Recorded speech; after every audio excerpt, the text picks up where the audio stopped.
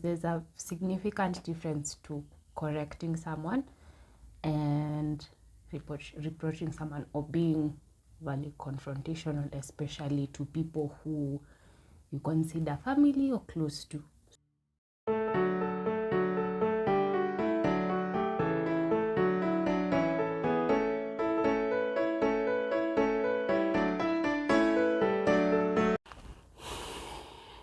Hi guys, welcome back to my channel.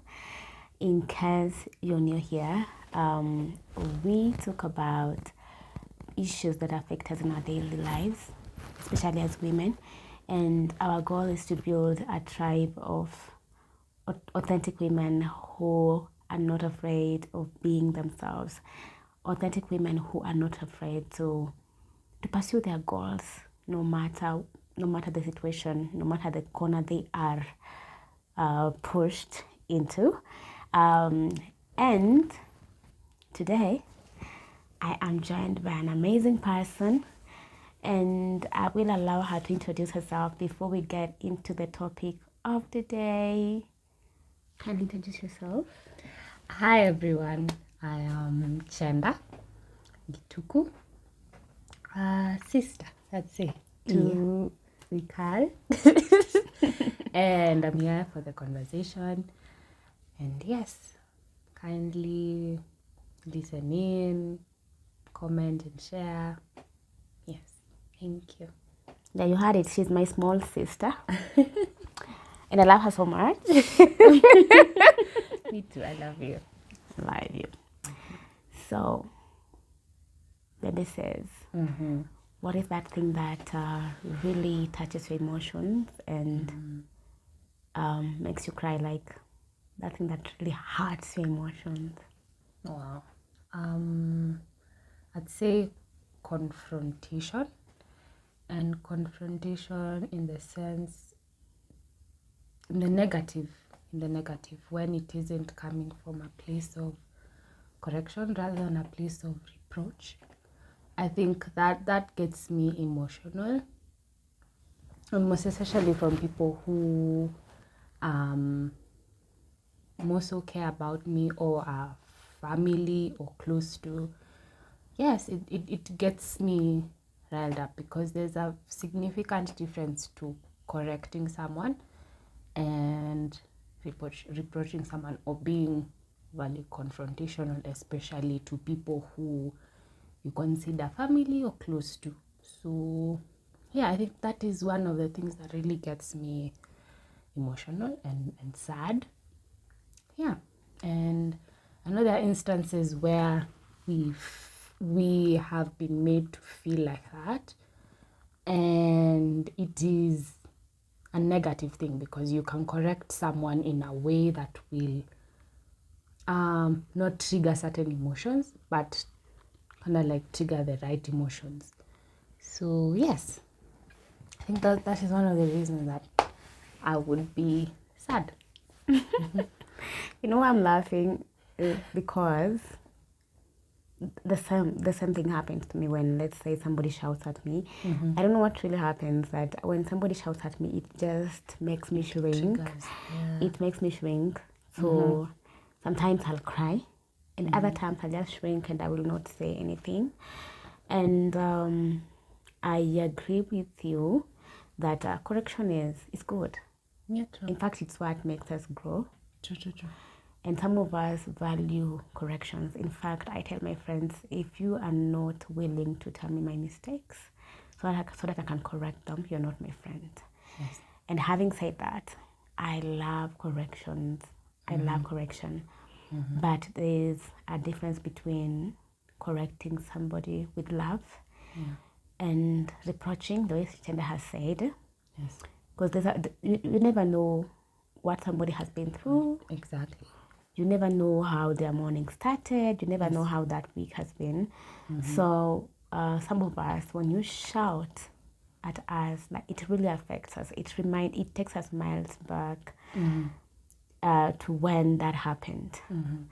And also there's this bit of correction that comes out as criticism, and it's not bad to criticize somebody, but do it with love. Try to put yourself in their shoe and try to feel how you would feel if that was done to you. And I always have a problem with public criticism, like criticizing people before people. That really affects their. It's kind of disrespectful, and it touches on people's esteem. Like there are people who laugh like me. I will laugh at stuff, and you'll tell me something nasty in my face, and I will laugh, and I might even turn it into a joke. And we shall laugh about it, because I normally think that my emotional intelligence is very high. So I turn those nasty comments into jokes, and I laugh about them. But the truth is, people like us also get hurt. Exactly. We get hurt. We might laugh. We might brush it away. But there's a point that it gets to, and it really gets to you, and it crushes you. Yeah, and by her saying that, what she means is, what most people will interpret it as, you're being sensitive and you're being overly emotional. But we all have emotions, and we all react to certain situations differently. And it is good to be sensitive. There's something I remember writing down. I take pride in being sensitive, because in that I know what emotions I can deal with and what I can't. And yes, so when we just want to assume because someone is reacting a certain way, it's because, oh, you're just too emotional. No. Reactions are important, and it's good to know what you can handle and what you can't. And I get that there are instances where you have to confront someone, and it will be taken in a certain way, or when you're confronting someone, but it stems from a point of insecurity, and it comes off as very rude and very combative. But let us learn how to source back and think through before we confront or before we say certain things. Pull out a tactic. That is one thing where people in leadership actually learn how to confront people and how to approach correction. So think it through before you say it, before you just dish it out. Ensure it's not stemming from a point of insecurity, and you're actually going to project on someone. Because most of the times when we end up shouting at someone or bringing a negative feeling into confrontation or correction, is mostly when it stems from an insecurity or an emotion of a certain hateful emotion, because there has to be something triggering you to confront your family or your friend in a certain way that isn't in quote-unquote love. And I understand there's some instances where you actually have to confront someone and it comes from anger. And it is valid. But those are instances where it's actually in battle, I guess, where you're trying to survive or you're trying to fight for something. For example, activism. For example, instances where activism is needed. When you're confronting a situation, it's mostly out of an emotion of anger and an emotion of protection. So that's why it comes off as frustration. And that's why it comes off very combative. But when we are dealing with each other in instances of work or instances of service, let's be kind. Let's at least revisit yourself before you confront, before you correct. But yes, so when we are reacting the way we are reacting, or even having this conversation, it's not because we are overly sensitive or we are overly emotional and we are just women who are just in their emotions and they're just too we just want to cry all the time and feel bad all the time. No, I honestly do take pride in being sensitive, and I also take pride in my sister here being crying sometimes and be like, no, I'm feeling it. I'm feeling pain. Let me cry. Let me say I was hurt. So again, let's stop the trope of you're being overly emotional or overly Or sensitive. sensitive. Yeah. You said, and something, and I remembered. I was told, you are too emotional for this place. We're not running a nursery here because I was in leadership. And apparently, as a leader, you're not allowed to feel.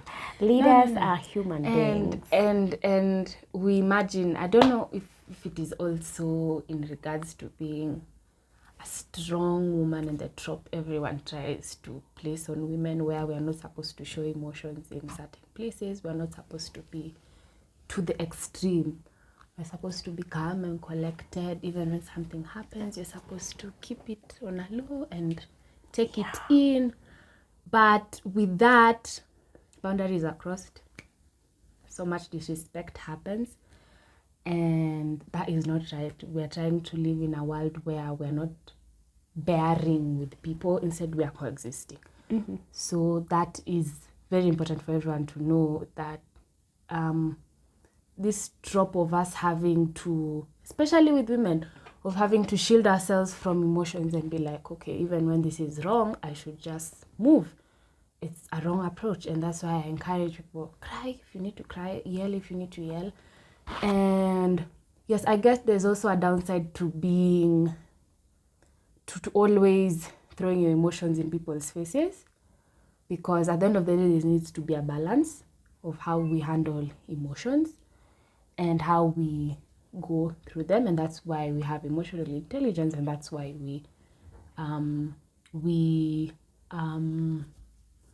cultivate emotional intelligence and strengthen it, so we can handle emotions a certain way. But what we are trying to discourage is not allowing people to feel their emotions, not allowing people to be able to say, you hurt me, not allowing people to say, I didn't like the way you approached me with this situation, because there's always a way to approach someone in terms of correction. Yes. Yeah, and as human beings, we have, what makes you human? Feeling. True. True. You have, when you're feeling the happy, the same way you will feel sad, and there's a way you'll react when you're feeling sad, or when your emotions are triggered. True. And it's not a bad thing. It's not. Crying is not a show of weakness. Yes, that also. Yes. Yeah, it's not a sign of weakness. It just shows you're human. Exactly. And you're feeling, and you're a whole human, Yeah. And I'll say that mostly to leaders, because I'm a leader myself. And we are told, I saw you crying about some issue, and I wondered, what type of leader are you? You're just a human being. Yes. And there is power in vulnerability. Yes. There is power in vulnerability. Yes. Feigning strength is detrimental. And that is how you find some people sink into depression without knowing it, because they're just trying to feign this strength that they don't have. They cannot show emotion because it's for weak people. And for me, I always even encourage men to cry, because men are the victims of this. Like society they have been socialized to believe, if you cry, you're a weak person. You're a weak person, and it's not true. It's not even close. The same way you'll feel anger, the same way you'll break things when you're angry, is the same way you should cry. Like when the emotions push you to the wall, and don't wait for them to push you to the wall to actually for you to let it out. Because when you let them push you to the wall, that is the time you get and you start breaking things. I'll say, find a way to distress. Like for me, I'll cry. Or have conversations like this. I'll let it out. Or I'll go to my tap and open it up and just allow the water to flow, because there's a way water calms me down. So I'll let the emotions out, whichever way. And I'll cry when necessary. True. When I feel like so there's no weakness in crying. In fact, it's strength. Yes. It is strength. Yes. And there's a difference between opening up and vulnerability. And vulnerability needs you to be in a safe environment, because it's where everything is seen, where you are fully exposed to an extent. And opening up is what we're doing right now. I don't know if you're also in a vulnerable space, but opening up is where it's more so of a conversation. It's where you're just letting things flow to an extent. And so vulnerability needs you to be in safe spaces. And people mainly say women are more vulnerable. Women are the ones who have this community for themselves, but it's because we cultivate it and we allow ourselves, we are safe within each other. Most men don't have safety within, even within themselves or within their communities of friends. And that's why it is also a man's issue when it comes to, or an issue when it comes to the men and the community of men, because you guys need to create spaces within your circles to allow yourselves be vulnerable. Cultivate that. We can't always rely on women for that. And that's where you guys manipulate us and misuse us. Misuse our vulnerability. So within yourselves also, and you as an individual, try and create that safety for yourself, for your friends, to be able to be emotionally vulnerable. And the reason also why we cry a lot, the both of us really cry a lot, is because we are safe within our spaces. Even within our sisterhood, we cry. We cry at each other's stories. We get emotional for each other. And that's because there's a safetyness to that. So there's nothing wrong with being emotional. There's nothing wrong with being vulnerable. There's nothing wrong with being emotional. There's nothing wrong with your emotions being seen. It's okay. It's just how you handle them, and it's how you express them that matters. So let's encourage each other to be that for themselves. And men, kindly cry. If you need to cry, let it out, say it. And all the toxic masculinity around tears, it needs to stop. It needs to come to an end, because we're not helping the generation of men to come. Our sons, our nephews, we're not assisting in that. So that's all I had to say in regards to vulnerability. Yeah, like let's allow ourselves to exist. Let's allow ourselves to exist. Because even with that, you will understand the conversation with how we are having around correction and reproach. Because if you haven't understood what it means to be emotionally vulnerable, you won't understand how to handle people when they tell you, correct me. Correct me in a certain way. Don't speak to me in a certain way. You won't be able to handle that, and you won't be able to understand that. Yeah, because there's a way you'll speak to someone and they feel, this person thinks I'm a child. Yeah, and that's not the case. It's not supposed to be like that. Supposed to be like that. Yeah, corrections are beautiful. True. They're beautiful, and we believe they're always not coming from a bad place. You know. When someone corrects you, they want you to do better or be better. Or maybe they have seen that greatness in you. I'll tell you, like, throughout my schooling, especially high school, college, I never had teachers that I hated. And you'll find, like, in our class, we have those tough lecturers. But I never felt it, because I have always believed that that toughness is great. Especially in education, it allows you to evolve into that beautiful pearl that you're supposed to be. And even in the workplace, I like it when I'm pushed. I'm pushed, like, so that my greatness will come out, because sometimes we don't recognize how great we are until you find somebody who pushes you. And if you have somebody in your corner or in your space who pushes you, they love you. And they don't want you to lose yourself. So we aim against correction. we value correction and we correct people. And as I said, like, when I was starting, I value correction, and I always tell my friends, when I'm making a mistake, tell me, because if you don't tell me, you're not my friend. You're not my friend, you know. But correct people in a good way. Yeah.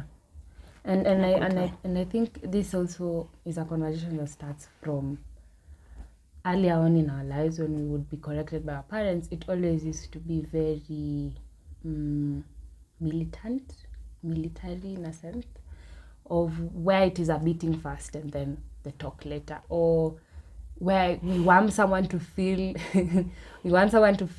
your frustration first before you say what you need to say. And that's what we're avoiding. We want you to say it, what you need to say in terms of correction, without having to put your anger or your frustration as the first jab. Because with correction means you're trying to point out something in them that needs to be altered to a good thing. It's not necessarily for the benefit of you, but of the benefit of them. So once that is understood, your emotions at that point are not necessarily needed, especially if they are coming from a point of projection. No. So you have to start with, okay, I'm frustrated because they did this and it is annoying. Wali, for example, alimwaga uji, a young child poured. Hakumwaga akitaka. Let's understand. So say if you the only way to approach this is not by throwing more fire to the, what is this called, fuel to the fire, but sit the child down and be like, when you pour it, this is what happens. This is the mistake it gets. You mess up carpet and now we have to clean. Start by that instead of let me instill fear in you, or let me ensure you feel hurt about something. And this continues even this from childhood to as we grow up into workplaces, into spaces with people. That's how we've normalized certain conversations around even treatment around correction, and that's what we're trying to avoid and like cut. So yeah, let's do better. Let's do better. And on that and on the same note, let's remember that words build and words also break. So don't be the reason that somebody walks out of their purpose. True. Just because you pulled them down. Yes. Be an encourager. Be a support system. And even as you're correcting, correct from a point of support, and from a point of love and understanding. And also from an understanding that they didn't do it intentionally. If they knew that it was wrong, they wouldn't have done it, or maybe they would have done it better. So when you're correcting, just understand the people. And that throws the question also, understand the people you're dealing with. Yeah. Understand the people you're dealing with, understand the personality of someone you're dealing with. That is just a behavioral, it's needed for humanity, it's needed for your interactions. You know the people you're dealing with. Understand someone. There's no way I can approach my sister here with, in the lines of correction, with a certain tone, with a certain aggression. It shouldn't work like that, because I know her and I am getting to know her. So yeah, understand people, understand. And people say, oh, it's too much work to understand people. No, that's what it means to be in spaces, that's what it means to lead, because you can't be a leader and you're not ready and you're not prepared to understand people and understand how people work. So kindly, let's do better. Let's do better. It's high time we stop projecting in correction and just be more of a sound person and have a heart. We need better. Let's measure our words, and that is where we wrap it up. Yes. I hope you have enjoyed the conversation. Yes. Let's keep the interaction going in the comment section. Yes. And if you love this conversation, share it into circles so that we can keep it going. Like, let's help our sister, let's help our brother. You know, let's build a community of great people and authentic people as well. Yes. Thank you so much. Bye. Thank you. Bye.